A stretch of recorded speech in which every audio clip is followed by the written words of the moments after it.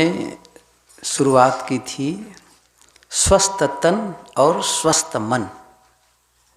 शरीर भी स्वस्थ हो और मन भी प्रसन्न हो।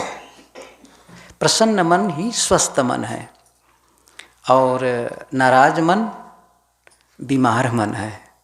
बीमार मन किसे कहेंगे? जो हंसता हुआ हो इसे थोड़ी कहेंगे। जो मुंह फुलाया हो, नाराज हो, अंदर अंदर बड़बड़ा रहा हो, अंदर अंदर किसी के लिए नाराज हो, वो सब बीमार मन का लक्षण है। इसलिए मैंने क्या कहा था कि जैसे हम बाहर की परिस्थिति को ठीक करने के लिए प्रयत्नवान हैं, ऐसे ही हमें अंदर की भी परिस्थिति को, उसको कहना चाहिए स्वस्थिति। एक होती है परिस्थिति और दूसरा है स्वस्थिति। पर का मतलब है मेरे से अलग, जिसे कहते हैं ना पराया, पर दूसरा। स्व और पर, एक है स्वस्थिति और दूसरा है परिस्थिति। तो परिस्थिति पर हमारा नियंत्रण नहीं है। जैसे देखो, इस समय धूप खिलना चाहिए क्योंकि किसानों को फसल काटना है, तो लेकिन बादल है, कहीं कहीं बारिश हो रही है। अब हम क्या कर सकते हैं? उस पर हमारा नियंत्रण नहीं है। ये परिस्थिति है, इस पर हमारा नियंत्रण नहीं है। लेकिन जो अभी परिस्थिति निर्मित हो रही है, उस संबंध में हम कैसे सोचें, ये हमारे ऊपर निर्भर करेगा। उस संबंध में हम कैसे विचार करें, ये हमारे पर निर्भर करता है। हम इन्हीं बातों को लेकर के मन में सोचते रहें, देखो तो सही बादल आ गया है, बारिश होने वाली है, कैसे होगा, वो होगा, वो होगा, पता नहीं कैसे हो गया, अब मन बड़बड़ा रहा है। अच्छा, ऐसा करने से ऐसा नहीं है कि बादल चला जाएगा, ऐसा नहीं होने वाला है, लेकिन फिर भी हम अंदर अंदर परेशान होंगे। दूसरा क्या है? जैसा है भाई वैसा है, क्योंकि मेरे बस में तो नहीं है। मैं क्या कर सकता हूँ उसको मैं करूँ। जैसे यदि ऐसा है तो फसल को थोड़ा रोक सकते हैं, कुछ ऐसी चीज़ें हैं जिसे हम अंदर कर सकते हैं, तो थोड़ा सा हम उस पर काम कर सकते हैं। लेकिन उस बात को लेकर के हम अशांत रहें, ये सही नहीं है, क्योंकि उससे कोई फ़ायदा होने वाला नहीं है। मेरे अशांत होने से, मेरे दुखी होने से यदि वो परिस्थिति बदल जाए तब तो ठीक है। जैसे एक मित्र है या घर का ही कोई सदस्य है, कहीं गया, बाइक से गया, कोई साधन से गया और एक्सीडेंट हो गया, तो पैर की हड्डी टूट गई। अब टूट गई, अब इस बात को लेकर के परेशान, पैर की हड्डी टूट गई, क्या हो गया, क्यों होगा? समझ में बात आ गई, टूट गया, हड्डी टूट गई, बात सही है। अब करना क्या है? अस्पताल ले जाओ, डॉक्टर को दिखाओ। ये महत्वपूर्ण है, ये महत्वपूर्ण है, ये काम करना है। लेकिन आप केवल अशांत होंगे और अंदर अंदर आप बड़बड़ाते रहेंगे, तो उससे हड्डी जल्दी जुड़ जाएगी, काम हो जाएगा, ये बात नहीं है, ये नहीं है। तो करना क्या है? जो करना है वो करना शुरू कर देनी चाहिए। मैं यही कह रहा था, एक होती है बाहर की परिस्थिति और दूसरी होती है अंदर की स्थिति। तो बाहर की परिस्थिति को तो हम नहीं बदल सकते।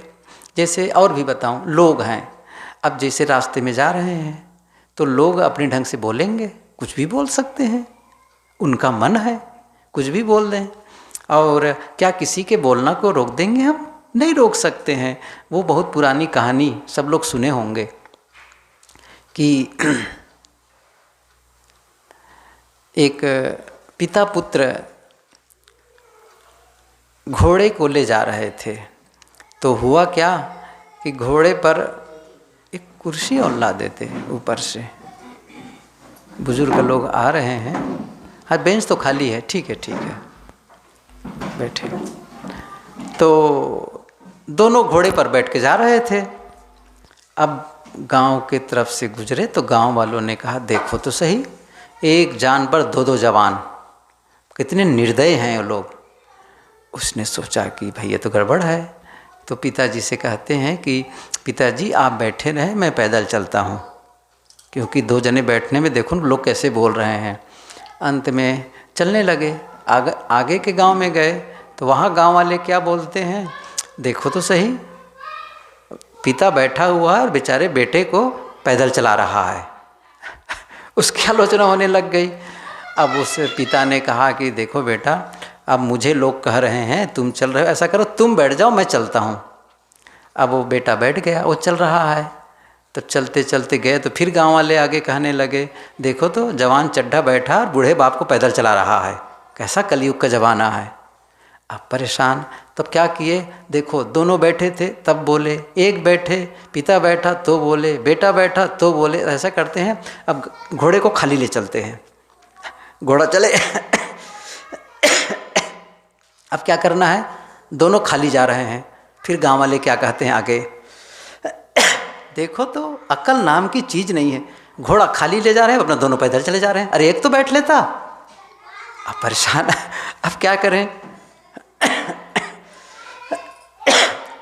अब क्या करें। अच्छा, घोड़े को बांध लें और बांध करके दोनों कंधे पर रख लें तो लोग क्या कहेंगे, तो भी तो अच्छा नहीं कहेंगे। हर परिस्थिति में लोग बोलेंगे और आप लोगों के बातों को सुन करके आप अपनी मन की स्थिति को बिगाड़ रहे हैं, तो फिर ये दोष किसका है। अपने जानते, अपनी समझ से हमें गलत नहीं करना है, ये ध्यान रखना है। अपने जानते जितना मैं समझ रहा हूँ, जितनी मेरी शक्ति है, उसके आधार पर मैं गलत न करूँ, इतना तय कर लिए और अच्छे से अच्छे करने के लिए प्रयास करें। इसके बावजूद लोगों के विचार आते हैं तो मैं क्या कर सकता हूँ, वो स्वतंत्र है बोलने के लिए, वे बोल सकते हैं। अच्छा, सफाई देने जाओगे तो सफाई देने से फ़ायदा होने वाला नहीं है कि वो मान लें आपकी बात, नहीं मानने वाले हैं। दे के देखना। अच्छा, घर में ही कोई, घर के ही कोई सदस्य है, कुछ बोल दे दो चार बातें और सफाई देना शुरू करो, देखो फिर वहाँ से कैसी बातें आएंगी, कैसे उनके पास तर्क हैं।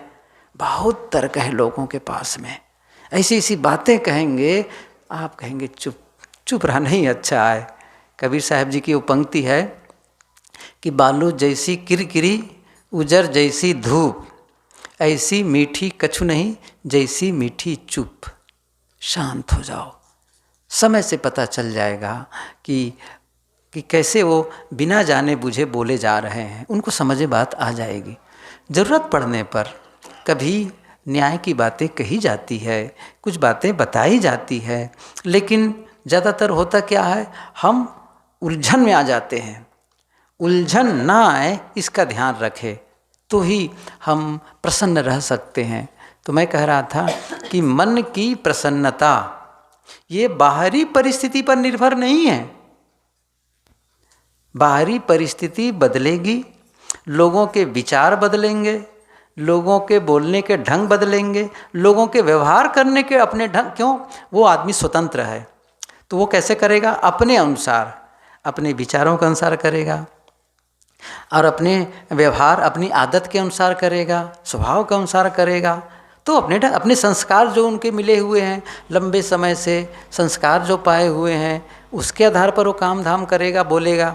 तो ऐसी स्थिति में मैं उनको सुधारना चाहूँ, मैं उनको बदलना चाहूँ तो कैसे होगा।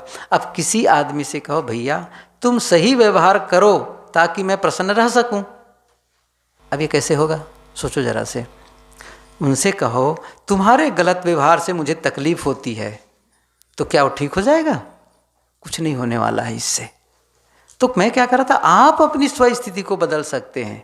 अभी जैसे मैंने मौसम के बारे में कहा, मौसम नहीं बदल सकते, लेकिन अपने विचारों को, जब हम कहीं बड़े शहरों में चलते हैं या कहीं हाईवे में चलते हैं तो ट्रैफिक जाम हो जाता है, देखे होंगे, और देर तक के ट्रैफिक में हम फंसे रह जाते हैं।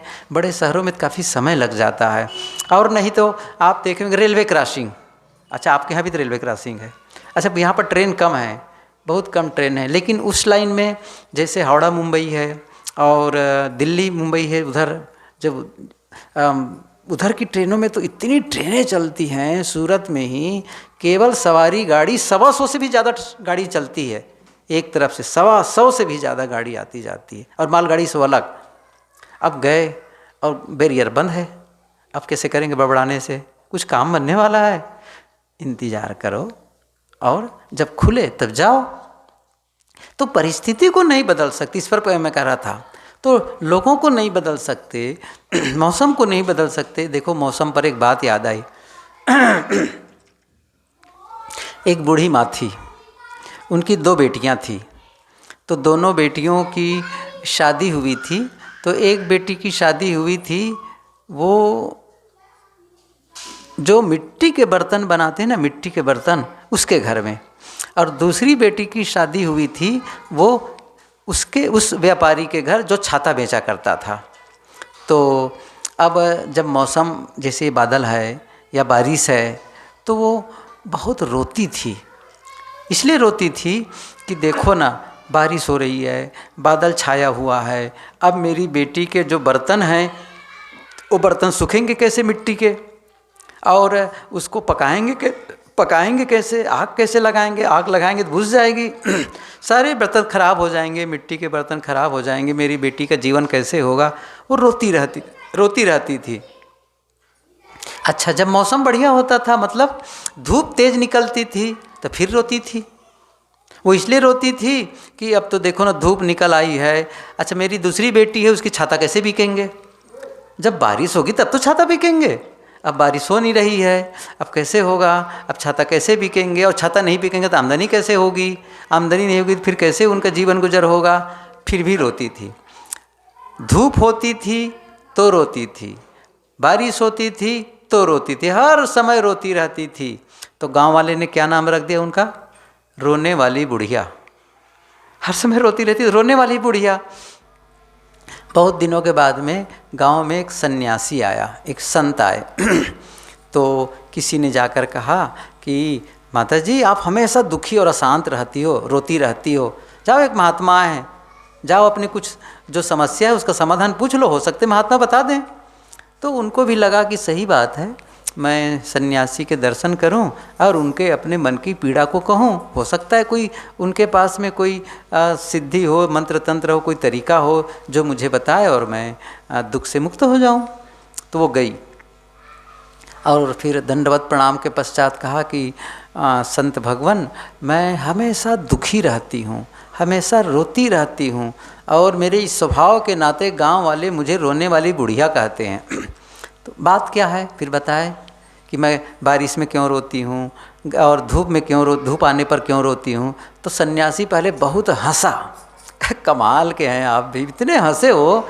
फिर कहते इतना सरल है इससे निकलना, इतना सरल है, क्यों परेशान होती हो।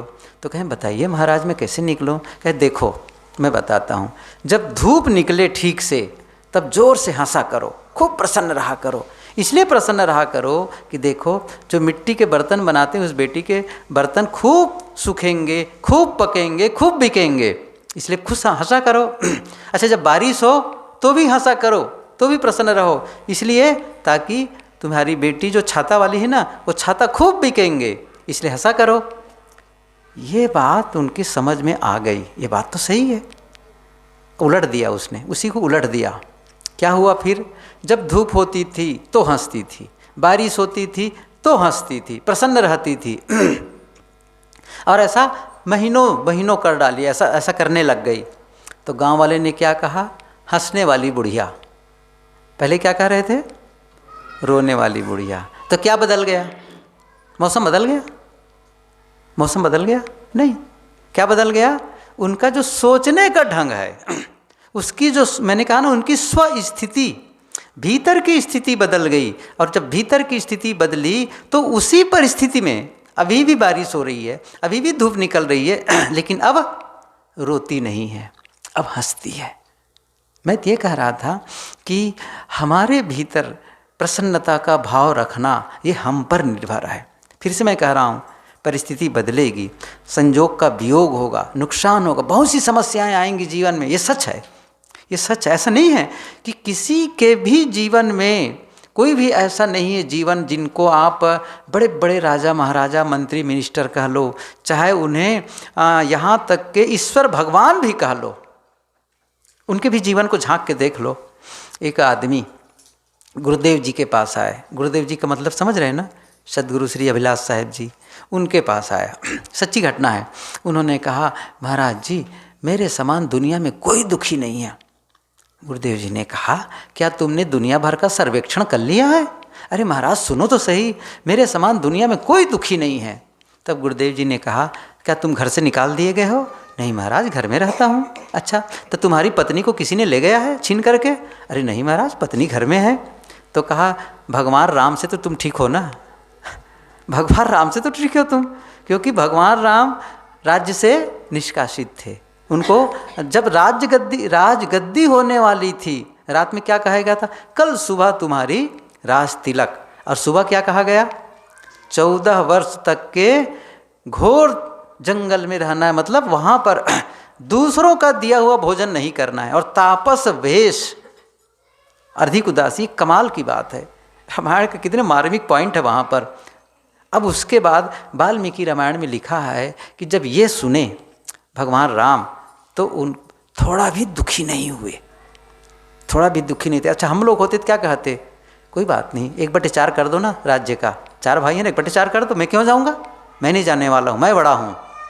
वो कहीं तैयार हो जाते तो फिर पूरे अयोध्या वाले तो उनके पक्ष में थे ही, कोई मना नहीं कर सकता। तो उन्होंने कहा नहीं, मुझे जाना है। ये बातें अलग है। तो देखिए उनके जीवन में, जैसे ही आप लोग सुने होंगे कभी लीला मंडली लीला भी देखे होंगे, तो जैसे उन्होंने धनुष तोड़ा सीता स्वयंवर में, वैसे एक आफत परशुराम आ गए। भयंकर वहाँ पर दोनों की बात विवाद चलने लगी, लड़ाई। ओह, बहुत मुश्किल से वहाँ से छुट्टी पाए। फिर गए राज्य में, अयोध्या गए। फिर अयोध्या जब निकले, थोड़ी दिन बीते थे, बस यही बताया। उसके बाद वनवास हो गया। अच्छा, वनवास भी गए तो भी कोई बात नहीं है। अब वहाँ बड़े बड़े राक्षस, खर, दूषण, किनसे लड़ाई होती चली गई। अच्छा, वो भी ठीक है, चलो सबसे जीत गए, और रावण ले गया।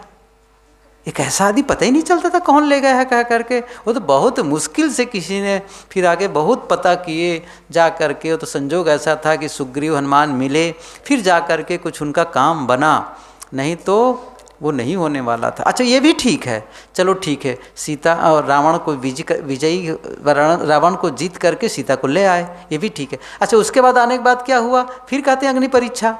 अच्छा, वो भी ठीक है। फिर आ गए, अब राज तिलक हो गया। राज तिलक हो गया, अब सीता के बारे में बोलने लग गए, राम के बारे में बोलने लग गए कि जो सीता इतने महीने तक रावण के पास रही, अब जब लौट के आई तो राजा ने फिर से उसको पत्नी बना ली। हम लोगों के घर की नारियां भी स्त्रियां जब जाएंगी कहीं भी रह लें और आए तो फिर उसको लौट के रखना पड़ेगा घर में। ये क्या तरीका है? जन जन में प्रचार हो गया, और चुपके से बिना बताए सीता को राम ने जंगल में निकाल दिया। और पता था वो गर्भवती है। कम दुख है, कम दुख है, सोच रहे हैं? कहने का मतलब ये हुआ कि आप चाहे जिनको छोटा कहो, चाहे जिन्हें बड़ा कहो, सबके जीवन में दुख है, सबके जीवन में समस्या है। तो क्या करें? रोते रहें, दुखी बने रहें? नहीं। इसी परिस्थिति में ऐसे भी लोग हैं, इसी जीवन में, इसी वातावरण में ऐसे भी लोग हैं जिन्होंने प्रसन्नता का जीवन जिया है। बुद्ध कहीं दूसरे लोक में नहीं थे, इसी लोक में थे। महावीर किसी दूसरे लोक में नहीं थे, कृष्ण कहीं दूसरे लोक में नहीं थे, यहीं थे। कबीर हो, चाहे स्वामी विवेकानंद हो, स्वामी शंकराचार्य हो, चाहे ईसा हो, बहुत से लोगों का नाम ले लो, कहीं के भी हो, कहीं के हों, लेकिन वो लोग अपने ढंग से जीवन जिए। अच्छा, जीवन इतना अच्छा जिए, इतने बढ़िया तरीक़े से जिए कि फिर दूसरों के लिए आदर्श। आज भी हम उनका नाम लेते हैं, आज भी उनके रास्ते पर चलने का प्रयास करते हैं। देखो, बुद्ध ने ऐसा कहा था, महावीर ने ऐसे कहा, सदगुरु कबीर ने ये कहा, हमें ऐसा करना है। कितनी अच्छी अच्छी बातें कही। मतलब उन्होंने अपने जीवन को, अपनी स्वस्थिति को, खुद के भीतर की स्थिति को इतना स्ट्रांग बना लिए, इतना बढ़िया कर लिए कि बाहर की परिस्थिति बदल गई उनके लिए। बाहर की परिस्थिति बदल गई। आपकी जब स्थिति बदलती है तो बाहर की परिस्थिति बदल जाती है। ये अद्भुत है, ये अद्भुत है। जैसे मैं एक सरल सा उदाहरण देकर बताना चाहूँ कि आप घर से निकले, और घर से निकले तो घर में कुछ ऐसी बातें हो गई कि थोड़ा सा तनातनी का मामला हो गया किसी कारण से। चाहे वो पत्नी से हो, चाहे भाई से हो, चाहे पिता, किसी से, चाहे बेटे से हो, कुछ ऐसा हो गया कि आप परेशान, अंदर से आंदोलित और बहुत ही अंदर से अशांत होकर के निकल रहे हैं, अप्रसन्न होकर के निकल रहे हैं। अब आप देखिए, जब आप ऑफिस जाएंगे या किसी भी काम क्षेत्र, कार्य क्षेत्र में जाएंगे, तो वहाँ जो लोग रहेंगे उनके साथ कैसा व्यवहार होगा, ख्याल आ रहा है? अंदर से जब आप अप्रसन्न रहेंगे तो किसी की छोटी सी गलती को देख करके भी आप झल्ला जाएंगे, आप चिल्लाने लगेंगे। क्यों? पहले ही भीतर से आग भरी हुई है, वो फट से फूट पड़ेगी। धुआं भरा हुआ है, वो एकदम से आप निकाल बैठेंगे उसी चीज़ को। तो क्या होगा? अंदर की परिस्थिति बिगड़ी है। अब किसी को छोटी सी गलती में डांट दिए जोर से, क्या कहेगा वो? चाहे चपरासी हो, चाहे क्लर्क हो या कोई साथी हो, इतनी छोटी सी गलती पर इतना जोर से चिल्लाते क्यों हैं ये? क्या हो गया इनको? अब फिर दूसरे को बताएंगे, तीसरे को बताएंगे, समझ रहे ना? और आपका काम भी बताएंगे तो काम को ठीक से नहीं करेंगे। देखो, आपकी स्थिति बिगड़ी तो बाहर की परिस्थिति कैसे बदलती चली गई, कैसे परिवर्तित होती चली गई, और पूरा वातावरण ऑफिस का तनावपूर्ण हो जाएगा, तनावपूर्ण। ये एक ढंग। आपकी मन स्थिति गलत है तो बाहर की परिस्थिति भी तनावपूर्ण हो गई। दूसरा तरीका, आप घर से निकले बहुत खुश, अति आनंदित, एकदम मुस्कुराते हुए, प्रसन्न। अब जब ऑफिस जाएंगे या कहीं भी, चाहे दुकान ही सही, कहीं भी गए और वहाँ कोई छोटी मोटी गलती भी नज़रअंदाज कर देंगे। क्या मैं सही कह रहा हूँ? बिल्कुल नज़रअंदाज कर देंगे आप। और उनको तब वो सामने वाला क्या कहे, देखो तो सही, इतनी बड़ी गलती हुई लेकिन कुछ भी नहीं बोले। इतना बढ़िया भाव आपके प्रति, इतने उनके मन में इतनी अच्छी भावना हो जाएगी कि आपके लिए अच्छा से अच्छा काम करना चाहेंगे। मतलब मेरी गलती पर, जिस गलती पर वो डांट सकते थे, उन्होंने डांटा नहीं, बल्कि स्नेह से, प्रेम से, बहुत ही अच्छी भावना से उन्होंने मुझे समझाया, सरलता से। अब देखिए, अब उनके प्रति उसका भाव साथियों का कितना अच्छा होगा। अच्छा, वहीं खड़े खड़े कोई 2-4 लोग और साथी लोग देखे होंगे, उनको कितना अच्छा लगेगा। देखो, गलती हुई, उसके बावजूद कितना स्नेह और प्रेम दिया इसने। अब आप कोई भी काम देंगे, कितना बढ़िया तरीका से करेंगे, कितना बढ़िया तरीका से करेंगे, सही है कि नहीं है? तो क्या हो गया? भीतर की स्थिति बढ़िया तो बाहर की परिस्थिति भी बढ़िया होती चली गई। तो हमें क्या करना है? हमें भीतर को ठीक करना है। और मैंने कैसे कहा, क्या कहा था, कैसे ठीक करना है? अच्छा, ठीक करने के लिए कहीं जाना भी नहीं है, बस सोचने का तरीका को बदल। जैसे मैंने बताया था कि सोचने का तरीका, बुढ़िया जो माता जी थी, जो हंसती थी, रोती थी, फिर हंसने लग गई, क्या बदल गई? वही तो बदलना था। सोचने का तरीका थोड़ा दूसरे ढंग से सोच दी उसी चीज़ को लेकर के। या किसी ने कुछ कह दिया कटु शब्द, कुछ ऐसी बातें हो गई, तब उसको क्या कहना है? इस समय लगता है उनका मन ठीक नहीं है, तभी ऐसा बोल दिए, छोड़ो कोई बात नहीं। कई बार तो अच्छा ही बोलते हैं लेकिन इस समय नहीं बोले, बस थोड़ा सा उसको इग्नोर करना, थोड़ा सा मन में धैर्य का रखना, थोड़ी सहनशीलता का आना, थोड़ा से अपने लेवल को थोड़ा ऊंचा उठाने का प्रयास करना। ये जब करने लगते हैं तो निश्चित रूप से हम बाहर के जो घटनाएं घटती हैं, बाहर के जो शब्द आते हैं, उसे भी हम बहुत जल्दी करेक्ट कर लेते हैं, बहुत जल्दी उससे हम, उसके प्रभाव से जल्दी बाहर आ जाते हैं। लेकिन ध्यान ही नहीं देते इन बातों को लेकर के कि कैसा नुकसान हो रहा है। बस कई बार तो अंदर अंदर बड़बड़ा रहा है, मन बड़बड़ कर रहा है, कई दिनों तक बड़बड़ाते रहता है। क्या मतलब निकलता है इन सब चीज़ों को लेकर के? आप खुद अशांत रहते हैं और दूसरों को भी अशांत करते रह जाते हैं। इसलिए जीवन वह अच्छा है जिस जीवन में भीतर से आनंदित हों, प्रसन्नता हो। और मैंने क्या कहा, जब भीतर से आप अशांत और नाराज होते हैं, दुखी होते हैं, तो क्या होता है जानते हैं? आपके भीतर से जो भी निकलेगा ना, चाहे शब्द निकले, चाहे व्यवहार निकले, वो उसी से स्पर्श करते हुए निकलेगा, स्पर्श करते हुए निकलेगा। जैसे गर्मी के मौसम में हम लोग क्या करते हैं, कूलर लगा देते हैं। तो कूलर लगा देते हैं तो ऐसा नहीं है कि हमने बाहर के वातावरण को ठंडा कर दिया, नहीं, बाहर के वातावरण तो गर्म ही है, लेकिन अब जो हवा आ रही है वो किसके माध्यम से और किसके थ्रू आ रही है? वो जो बाहर घास लगी है कूलर में, वो उसमें पानी है, उस पानी के स्पर्श करके जब हवा आती है अंदर में तो पूरा कमरा ठंडा हो जाता है, वातावरण बदल जाता है। बदल गया क्यों? उससे स्पर्श करके आ रहा है। लेकिन गर्म भी होता है। आप देखेंगे कभी एक हवा, गर्म हवा वाली भी रहती है, या मैं इसको इस ढंग से कहूँ, गीजर, बाथरूम में गीजर लगवाते हैं। तो गीजर लगवाने से क्या हो गया है, एक नल में ठंडा पानी और दूसरे नल में गर्म पानी। तो गर्म पानी क्यों आ रहा है? बिल्कुल साफ है। गीजर में कॉइल है, ऐसा कुछ सिस्टम बना है, सर्किट है, वो पानी आया और उसको स्पर्श करते हुए आया और वो पानी गर्म हो गया।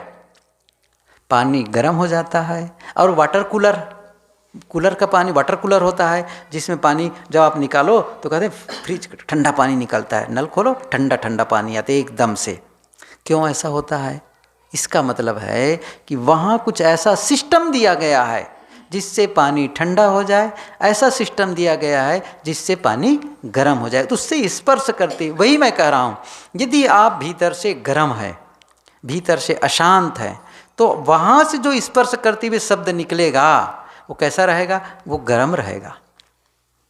आप, और उससे क्या होगा? दूसरे लोगों को तकलीफ होगी, कटु शब्द निकलेगा, क्रोध के शब्द निकलेगा, गलत विचार निकले, गलत व्यवहार भी होगा, फिर उसी से व्यवहार भी गलत होगा। इसलिए आवश्यकता है हम भीतर अच्छा करना शुरू कर दें। और यही तो साधना है, यही तो भजन है। कोई अलग करना है भजन? आप मंदिर में जा कर के भजन करते हैं या पूजा करते हैं, या घर में बैठ कर के आरती वंदन करते हैं, या कोई माला जपते हैं, कुछ करते हैं। लेकिन ये देखना है मंदिर जाने से, माला जपने से, पूजा आरती करने से क्या मेरे अंतस में परिवर्तन आ रहा है? क्या मेरे भीतर की शीतलता बढ़ रही है? नहीं बढ़ रही है। क्या मेरे व्यवहार में पवित्रता आ रही है? यदि ये परिवर्तन नहीं आ रहा है तो फिर वो केवल औपचारिकता है। फिर तो केवल वो एक प्रकार से एक रूटीन वर्क का सरीखे है। रूटीन वर्क, जैसे सुबह उठे, मुँह धोए, पानी पिए, फ्रेश हुए, ब्रश किए, स्नान किए, रूटीन वर्क है। ऐसे ही चलो ना भाई, टाइम हो गया, थोड़ा पूजा भी कर लेते हैं, चलो थोड़ा मंदिर भी चले जाते हैं। रूटीन वर्क पूरा मत करिए आप कि आप चलो ये भी कर लेना है, वो भी कर लेना है। नहीं नहीं, ये कुछ अलग ही मामला है। आप अपने को बदलने के लिए सब काम करिए, अंतस में परिवर्तन आए इसके लिए मेहनत करिए। बाहर की मेहनत हमें भौतिक चीज़ों की उपलब्धि कराती है। खेत में काम करते हैं, अन्न मिलता है, ऑफिस में काम करते हैं, पैसे मिलते हैं, व्यापार करते हैं, पैसे मिलते हैं, ये भौतिक चीज़ें आती हैं। लेकिन आंतरिक जगत के लिए हम जब मेहनत करेंगे तो अंदर से सुधार आएगा, अंदर में परिवर्तन आएगा। और ये काम नहीं करेंगे और केवल ऊपर ऊपर का भजन और ऊपर ऊपर की माला जब तक चलता रहे, तीर्थों में भी घूमाओ, इससे थोड़ी कोई बदल जाता है। मैं तो जानता हूँ, हम लोग तो तीर्थों में कितने, अयोध्या में कितने साल रहा, प्रयागराज में तो रहे ही रहे, और कितने कुंभ में, हरिद्वार के कुंभ में महीनों महीनों रहना पड़ता था, प्रयागराज के कुंभ में महीनों महीनों, माघ मेला में रहते थे, बनारस देखे, कहाँ नहीं देखे, क्या होता है वहाँ पर। गंगा के किनारे रहने वाले लोग, वहीं रहने वाले लोग, रोज़ गंगा स्नान करने वाले लोग आपस में लड़ते और झगड़ते हैं। वहाँ भी चोरी, हिंसा और अनाचार का खेल होता है, वहाँ भी होता है। इसका मतलब नहीं कि तीर्थ का दोष है, तीर्थ का दोष नहीं है, दोष तो व्यक्ति का है। और व्यक्ति के दोषी होने से वो तीर्थ भी दोषी बन जाता है। फिर मैं क्या कह रहा हूँ, कोई मंदिर में जा कर के कोई पूजा करने गया, बाहर जूता उतार दिया, चप्पल उतार दिया, बिल्कुल फ्रेश लाया था, और एक आदमी गया और जूता को उठा कर ले गया। अब उसे मंदिर का क्या दोष है? उसकी तो कोई गलती नहीं है ना। कहने का मतलब ये हुआ कि आप ये सोचेंगे कि ये करने से ये हो जाएगा, इतना ऊपर ऊपर से नहीं। आपको, मैंने कहा ना, भीतर आपको प्रवेश करना पड़ेगा, भीतर आपको अंतस को झांकना पड़ेगा।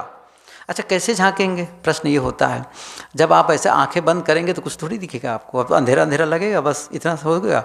वैचारिक रूप से आप अपने ही विचारों को भीतर से मनन करेंगे कि मेरे मन में कैसे कैसे विचार आते हैं, क्योंकि आप ही तो जानेंगे भीतर आपके घर में कौन कौन सदस्य है, आप ही तो बताएंगे ना भाई, घर के सदस्य होने के नाते। जैसे इस घर में है, जैसे कोई हम लोग में इसका है भाई कौन कौन आए हैं, कितने लोग आए हैं, कोई यहाँ का जानकार हो और सबसे परिचित हो, वो किसी भी बता सकता है अमुक अमुक अमुक लोग लगाए हैं कह करके, क्यों, खुद अंदर में है।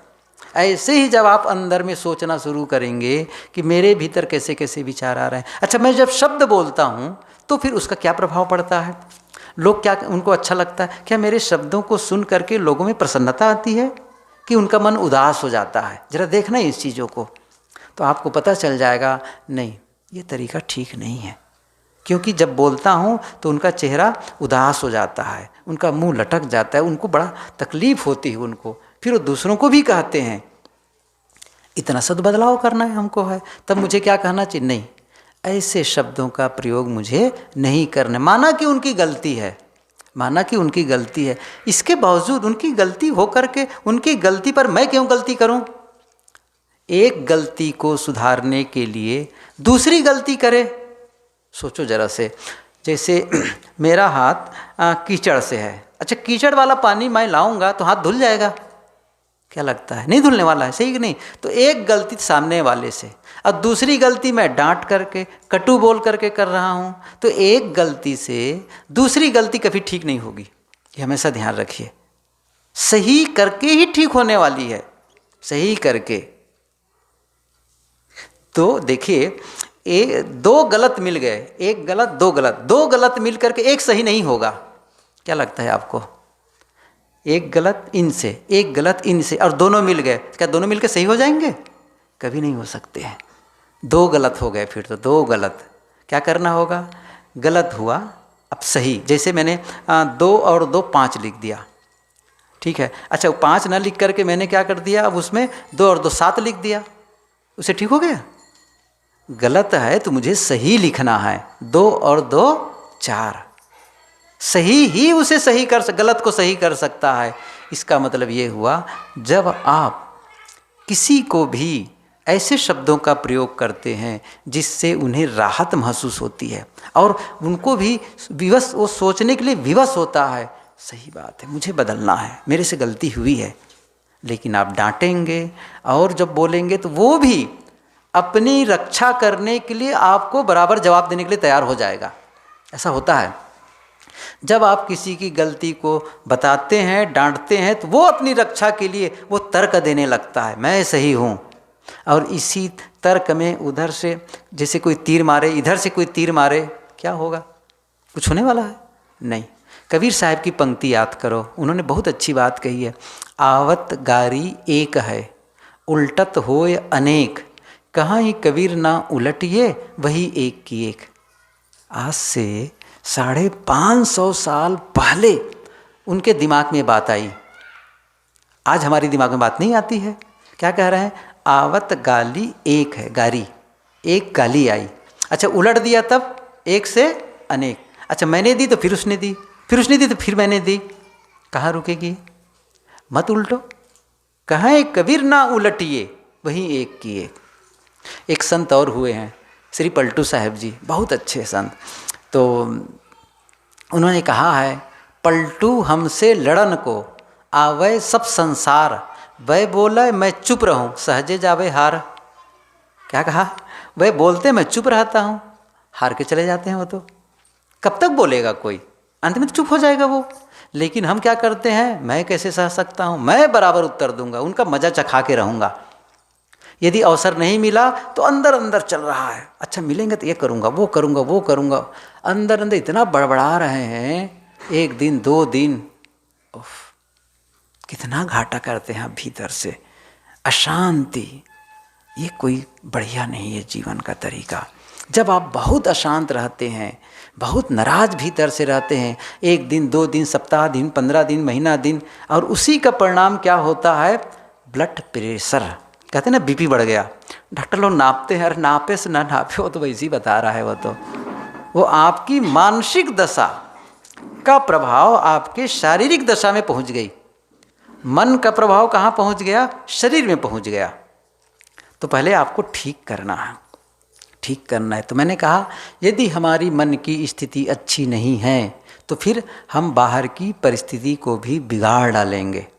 यदि मन की स्थिति हमने ठीक की है तो बाहर की परिस्थिति को भी हम काफ़ी हद तक हम उसे ठीक कर सकते हैं, सही कर सकते हैं। इसलिए आवश्यकता है कि हम इस बात को समझें, अंदर से बदलाव के लिए प्रयत्न करें। तो निश्चित रूप से मैंने कहा ना, जब हम बढ़िया रहेंगे, हम प्रसन्न रहेंगे, हमारे मुंह से मीठे शब्द निकलेंगे, हमारे व्यवहार दूसरे के लिए सहयोगपूर्ण होगा, तो घर का वातावरण कैसे बनेगा? अच्छा ही बनेगा। सीधी सी बात है। पत्नी सहयोगपूर्ण है तो पति का भी मन करेगा, देखो बेचारी कितनी मेहनत करती है, क्या है, अब वो झंझना रही है तो उसका भी मन हो जाएगा, कब तक रहेगा, वो इतना सहयोगपूर्ण है। ये सोचना ही चाहिए, सोचना ही चाहिए। मैं कई बार कहा करता हूँ कि एक दूसरे के प्रति अच्छा सोचो।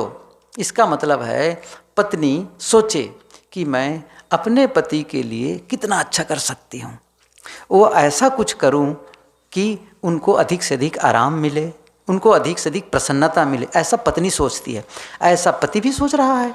क्या सोच रहा है कि मैं ऐसा कौन सा काम करूं, ऐसा कौन सा बदलाव करूं जिससे मैं अपनी पत्नी को अधिक से अधिक आराम दे सकूं, अधिक से अधिक प्रसन्नता दे सकूं। देखो दोनों अच्छा सोच रहे हैं तो क्या परिणाम आएगा? बहुत अच्छा परिणाम आएगा। दोनों एक दूसरे के सहयोगपूर्ण होगा, एक दूसरे के संबंध मधुर होंगे। यही सास बहू एक दूसरे के लिए सोचे, यही पिता पुत्र चाहे भाई भाई सोचे। जब सोचते हैं बढ़िया दूसरे के भला हो ऐसा कहा करके, तब जब हम चाहते हैं कि मेरा भला हो तो फिर काम नहीं बनता है। खेत में आप क्या करते हैं? बीज पहले डालते हैं, बाद में फसल काटते हैं। तो आपका काम है अच्छा सोच करके बीज रोप दो, बीज बो दो, फिर फसल अच्छी आएगी। लेकिन बीज ही गलत बोएंगे। बोया पेड़ बबूल का, और क्या है? आम कहाँ से? याद है ना? याद कर लो। कबीर कमाई आपने निष्फल कभी न जाए, बोया पेड़ बबूल का आम कहाँ से खाए। गलत बीज बोएंगे, गलत विचार मन में रखेंगे, गलत शब्द मुंह से निकालेंगे, गलत व्यवहार करेंगे और ये सोचेंगे जीवन में बढ़िया रिजल्ट आए, सुख और शांति का अनुभव हो। ऐसे कैसे हो सकता है? कबीर साहब जी ने कहा है, विष की क्यारी तुम बोए हो बिरहुली, अब लोड़त का पछता हो बिरहुली। विष की क्यारी, विष जहर का बीज बोओगे और वहाँ से अमृत फलेगा? नहीं हो सकता, ये संभव ही नहीं है। इसलिए आवश्यकता है हम अपने जीवन को सुखी बनाएं और दूसरों के जीवन में सुख मिले, शांति मिले, प्रसन्नता मिले। इसके लिए अपने स्तर से जो सहयोग कर सके वो कर दे, जो सहयोग कर सके कर दे। दूसरों को तकलीफ हो, दूसरों का नुकसान हो, ऐसा तो हमें करना ही नहीं चाहिए। मन में भाव भी ना उठे। सदगुरु विशाल देव ने पंक्ति कही है, दुख देने के भाव को दिल से दे निकारी, तब सुख लहे विराग को मोह निधि से जाग। दुख देने के भाव को दिल से दे निकार। दुख देने की बात ही अलग है, भाव, मन में भाव भी न जगे, दूसरे को तकलीफ हो, वहीं से काम वहीं से करना चाहिए। सही कह रहा हूँ, वहीं से काम करना पड़ता है, बाहर कहाँ काम हो पाता है। सारा काम अंतस में होता है, अंतस में, क्योंकि जीवन अंदर से बाहर की यात्रा करता है। अंदर से बाहर से अंदर नहीं होता है, अंदर से बाहर, अंतस में बदलाव। इसको कहते हैं इनर कन्वर्शन। इनर कन्वर्शन अर्थात भीतरी परिवर्तन। और मैंने तरीका बताया इसके लिए, सही ढंग से सोचो। और एक तरीका ये भी है कि आप अच्छे विचारों को सुनते रहिए, सुनते रहिए। अच्छे विचार चाहे आप पुस्तक पढ़ के जान सकते हैं, अच्छे विचार अच्छे मोबाइल है आजकल, या और भी सत्संग इत्यादि के कोई भी साधन से ऐसे विचार सुनो जिससे आपके जीवन में प्रसन्नता बढ़े, सोचने का सही तरीका आए, बोलने का सही तरीका सीख सकें, करने का सही तरीका सीख सकें और घर के वातावरण को भी सुंदर बना सकें और समाज के वातावरण को हम सुंदर बना सकें, तो हम सभी ये काम कर सकते हैं।